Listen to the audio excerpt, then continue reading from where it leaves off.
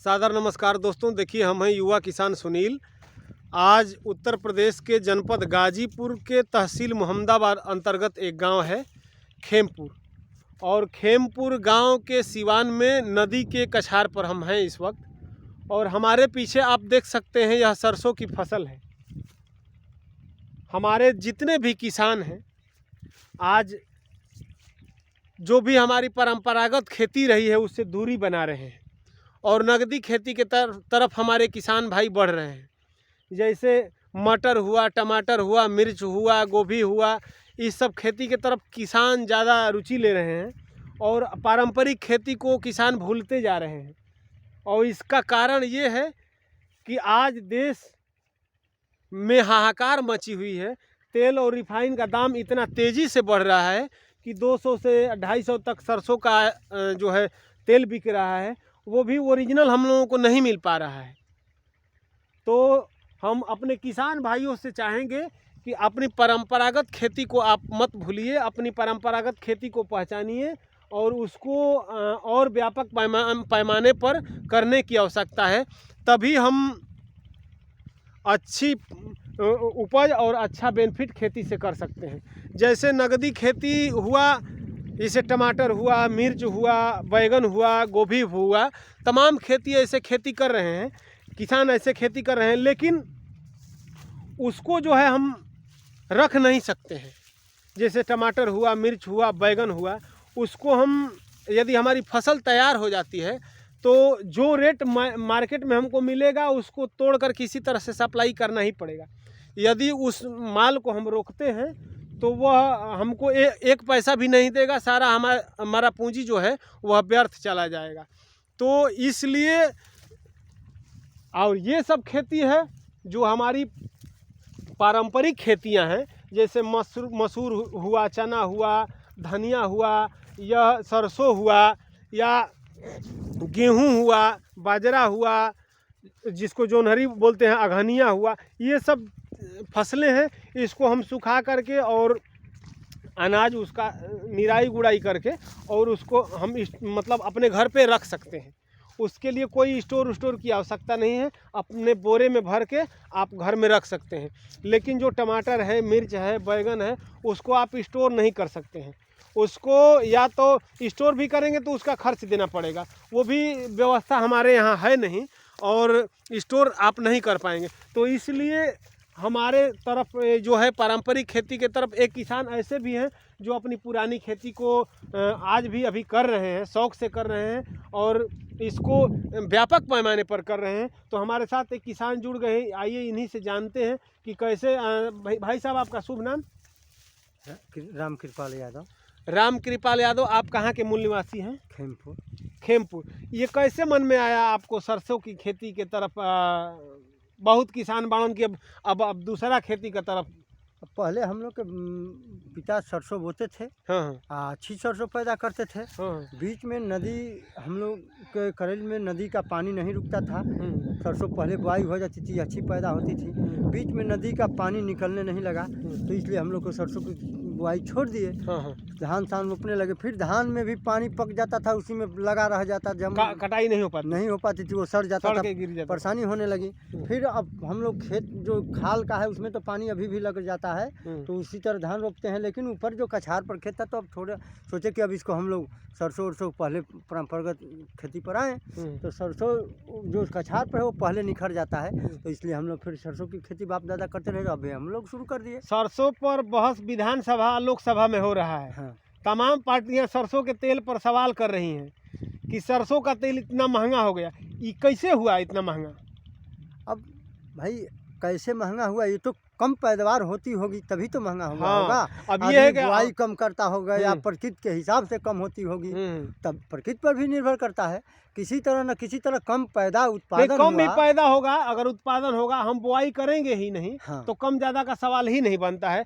इसका मूल में है कि हमारे किसान जो है नगदी खेती की तरफ ज़्यादा बढ़ रहे हैं। टमाटर, मिर्चा, बैगन, गोभी की तरफ ज़्यादा किसान जो है जोर दे रहे हैं, और जो भी पारंपरिक खेतियां हैं उनको भूलते जा रहे हैं। मसूर, चना, लतरी, ये सब किसान भूल रहा है। अब देखिए आप घूमते जाइए सीमान में बहुत कम मसूर और सरसों, चना, लतरी ये सब कम दिखेगा। अब हमारे सीमान में तो आज भी मसूरी और चना की खेती होती रही पहले, आज भी हर किसान मन बनाता है, लेकिन खेत अक्टूबर नवंबर में नहीं मिलता है। अब बताइए कि दिसंबर आ गया, अभी पानी लगा है बहुत खेतों में। हाँ, तो इसलिए मजबूरी है ना, तो हम लोग अभी भी परंपरागत खेती पर चलते, लेकिन कारण यही है कि अच्छा ये बताइए कितना सरसों का खेती आप किए हैं? 4 बीघा। 4 बीघा। हाँ। 4 बीघा में कितना बीज लगा होगा? 3 किलो। 3 किलो। हाँ, 3000 का लगा। 3000 का? हाँ, 3000 का बीज लग गया 4 बीघा में। हाँ। और आप 2 बोरी डाई दिए। 2 बोरिया डाई। 3 बीघा में 2 बोरिया डाई। हाँ। 4 बीघा में? 4 बीघा में। 4 बीघा में केवल 2 बोरिया डाई दी। 2 2 बोरी डाई का मान लीजिए 3000 उसका हो गया, हाँ, और 3000 इसका 6000 रुपया हो गया। और मान लीजिए 4000 रुपया जोताई मान लीजिए, तो 4000 वो और 6000 10,000 रुपया। 10,000 में मान लीजिए अब 4 बीघा खेती के है, 1-2 हज़ार और पानी का भी मान लीजिए और यूरिया का, तो टोटल आपका 12,000 रुपया खर्च हुआ है। 12,000 रुपये में 4 बीघा खेत की सरसों की खेती आप किए हैं। तो इसका पैदावार के बारे में क्या आपको जानकारी है? पैदावार क्या जाता है इसका? भाई हम तो बीच में छूट गई थी परंपरागत, अब किए हैं। अब पैदावार के बारे में अब जितना नहीं, तो अब जो है संशोधित बीज आ रहे हैं। हाँ। पहले था कि घर का बीज हम बोल लेते थे, घर का खाद ही आप प्रयोग करते, इधर तो खाद लोग डालते ही नहीं, खाद के बारे में जानते ही नहीं थे। लेकिन अब पारंपरिक खेती, अब जो भी खेती आ रही है, अब हाईब्रिड के संशोधित पौधे आ रहे हैं, बीज आ रहे हैं, उनकी पैदावार की कैपेसिटी बहुत ज़्यादा है, उनसे दूना है। तो ऐसे में आप जो अब दूना के हिसाब से जो बाप दादा बे खाद का करते थे, उस हिसाब से देखने से ये लग रहा है कि 8 कुंटल से कम बीघा नहीं जाएगा। 8 कुंटल से कम। तो देखिए 8 कुंटल, ये किसान है, इनका ये मानना है कि 8 कुंटल से कम हमारा जो है सरसों की खेती जब हम किए हैं, तो 8 कुंटल बीघा में कम से कम हमारी फसल जाएगी, इसी का एवरेज ये लगाए हैं। और यह किस कंपनी का सरसों आप लगाए हैं? ये बायर का। वायर का और पायनियर का? हाँ, दोनों का आप खेती किए हैं। हाँ। तो ये है हमारे साथ जितने भी किसान जुड़े हैं, जितने भी हमारे चैनल को किसान देख रहे हैं, हम सभी किसान भाइयों से यह चाहेंगे कि अपनी जो भी परंपरागत खेती है, पारंपरिक खेती है, उसको आप पहचानिए और इसको व्यापक पैमाने पर करने की आवश्यकता है, क्योंकि आपको किसी न किसी तरीके से लाभ की ज़रूरत है। लाभ जिस खेती में आपको अधिक होगी, इसमें एक बार बुआई के बाद सीधे आप इसकी कटाई करेंगे, और कटाई करने के बाद अपना अनाज जो है उसको निराई गुड़ाई करके आप अपने घर लेके चले जाएंगे। उसमें इसको आप साल भर रख दीजिए बोरे में भर के, साल 2 साल के बाद भी आप इसको बेच सकते हैं, और इसको किसी भी प्रकार की स्टोर की आवश्यकता नहीं है। तो सरसों की खेती आपको हम दिखाए। यदि यह खेती आपको अच्छी लगे तो हमारे चैनल युवा किसान सुनील को आप लाइक, शेयर तथा सब्सक्राइब जरूर करें।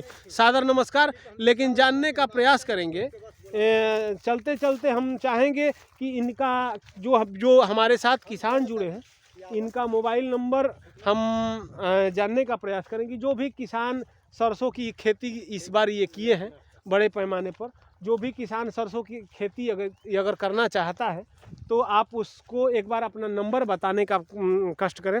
जैसे भैया आप अपना मोबाइल नंबर बताइए, आपका मोबाइल नंबर क्या है? बहुत किसान ऐसे हैं जो सरसों की खेती नहीं की हैं, करना चाह रहे हैं, तो यदि उसको किसी प्रकार की जानकारी लेना हो, छोटा मोटा जितना ही जानकारी है, आदान प्रदान करने से ज्ञान बढ़ता है। 8765।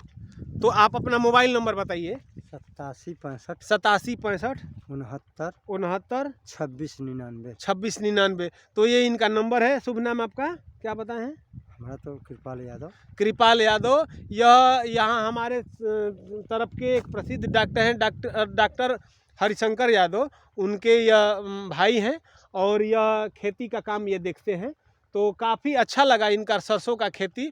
यदि यह वीडियो आपको अच्छी लगे तो हमारा चैनल है युवा किसान सुनील, आप लाइक, शेयर तथा सब्सक्राइब जरूर करिएगा। सादर नमस्कार।